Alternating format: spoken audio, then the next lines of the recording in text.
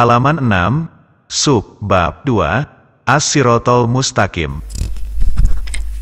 Allah menyebutkan As-Sirotol Mustaqim dalam bentuk tunggal dan diketahui secara jelas, karena ada lam ta'rif dan karena ada keterangan tambahan, yang menunjukkan kejelasan dan kekhususannya, yang berarti jalan itu hanya satu, sedangkan jalan orang-orang yang mendapat murka dan sesat dibuat banyak.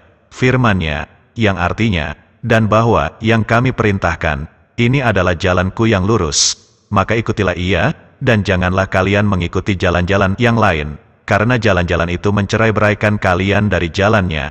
Quran Surat Al-An'am, ayat 153, Allah menunggalkan lafaz as-sirot dan sabilihi, membanyakkan lafaz as-subula, sehingga jelas perbedaan di antara keduanya.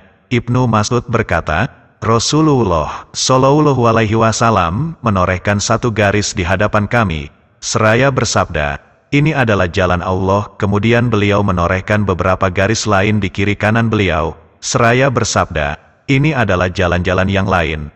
Pada masing-masing jalan ini ada setan yang mengajak kepadanya. Kemudian beliau membaca ayat, dan bahwa pasalnya, jalan yang menghantarkan kepada Allah hanya ada satu, yaitu jalan yang karenanya Allah mengutus para rasul dan menurunkan kitab-kitab. Tak seorang pun bisa sampai kepada Allah kecuali lewat jalan ini. Andaikan manusia melalui berbagai macam jalan dan membuka berbagai macam pintu, maka jalan itu adalah jalan buntu dan pintu itu terkunci. As-Sirotol Mustaqim adalah jalan Allah, sebagaimana yang pernah kami singgung. Allah mengabarkan bahwa As-Sirot itu ada pada Allah dan Allah ada pada As-Sirotol Mustaqim.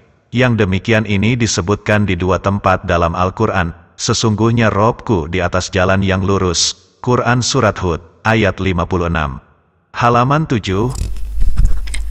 Dan Allah membuat perumpamaan, dua orang lelaki, yang seorang bisu, tidak dapat berbuat sesuatu pun dan dia menjadi beban atas penanggungnya. Kemana saja dia disuruh oleh penanggungnya itu, dia tidak dapat mendatangkan suatu kebajikan pun.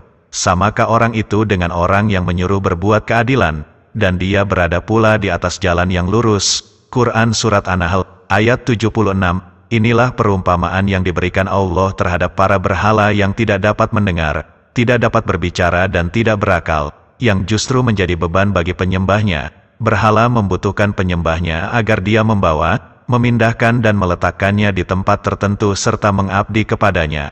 Bagaimana mungkin mereka mempersamakan berhala ini dengan Allah yang menyuruh kepada keadilan dan tauhid, Allah yang berkuasa dan berbicara, yang maha kaya, yang ada di atas As-Sirotol Mustaqim dalam perkataan dan perbuatannya. Perkataan Allah benar, lurus, berisi nasihat dan petunjuk, perbuatannya penuh hikmah, rahmat, bermaslahat dan adil. Inilah pendapat yang paling benar tentang hal ini, dan sayangnya jarang disebutkan para mufasir ataupun ulama lainnya. Biasanya mereka lebih memprioritaskan pendapat pribadi, baru kemudian menyebutkan dua ayat ini, seperti yang dilakukan Al-Baghawi. Sementara Al-Kalbi berpendapat, artinya dia menunjukkan kalian kepada jalan yang lurus.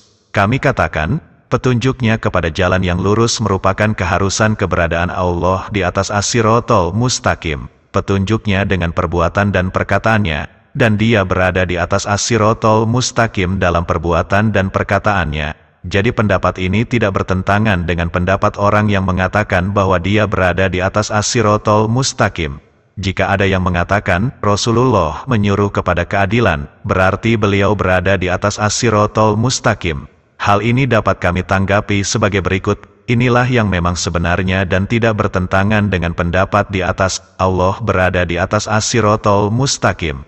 Begitu pula Rasulnya, beliau tidak menyuruh dan tidak berbuat kecuali menurut ketentuan dari Allah. Berdasarkan pengertian inilah perumpamaan dibuat untuk menggambarkan pemimpin orang-orang kafir, yaitu berhala yang bisu, yang tidak mampu berbuat apapun untuk menunjukkan kepada hidayah dan kebaikan. Sedangkan pemimpin orang-orang yang baik, Rasulullah Shallallahu Alaihi Wasallam menyuruh kepada keadilan, yang berarti beliau berada di atas As-Sirotol Mustaqim. Halaman 8. Karena orang yang mencari As-Sirotol Mustaqim masih mencari sesuatu yang lain, maka banyak orang yang justru menyimpang dari jalan lurus itu. karena jiwa manusia diciptakan dalam keadaan takut jika sendirian dan lebih suka mempunyai teman karib. Maka Allah juga mengingatkan tentang teman karib saat melewati jalan ini. Orang-orang yang layak dijadikan teman karib adalah para nabi, sidikin, syuhada dan solihin.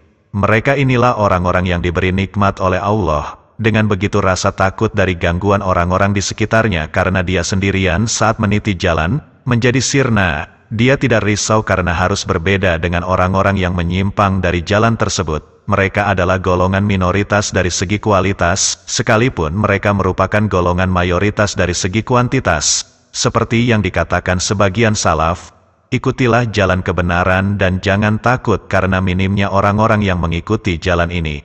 Jauhilah jalan kebatilan dan jangan tertipu karena banyaknya orang-orang yang mengikutinya.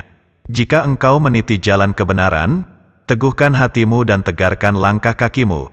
Jangan menoleh ke arah mereka sekalipun mereka memanggil-manggilmu, karena jika sekali saja engkau menoleh, tentu mereka akan menghambat perjalananmu, karena memohon petunjuk jalan yang lurus merupakan permohonan yang paling tinggi nilainya. Maka Allah mengajarkan kepada hamba-hambanya bagaimana cara berdoa kepadanya, dan memerintahkan agar mereka mengawalinya dengan pujian dan pengagungan kepadanya, kemudian menyebutkan ibadah dan pengesahannya. Jadi ada dua macam tawasul dalam doa. 1. Tawasul dengan asma dan sifat-sifatnya serta memujinya. 2. Tawasul dengan beribadah dan mengesahkannya. Surat Al-Fatihah juga memadukan dua tawasul ini. Setelah dua tawasul ini digunakan, bisa disusul dengan permohonan yang paling penting, yaitu hidayah. Siapapun yang berdoa dengan cara ini, maka doanya layak dikabulkan.